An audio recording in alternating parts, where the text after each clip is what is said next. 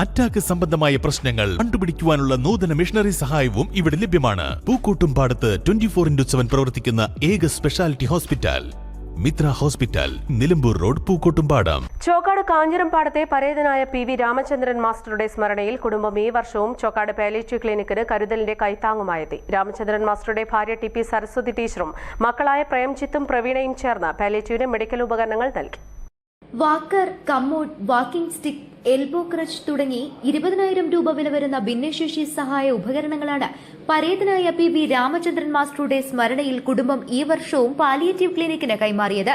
രാമചന്ദ്രൻ മാസ്റ്ററുടെ ഓർമ്മദിനമായ മാർച്ച് 22-നാണ് ഈ നന്മ നിറഞ്ഞ പ്രവർത്തനവുമായി കുടുംബം പാലിയേറ്റീവിലെത്തിയത്.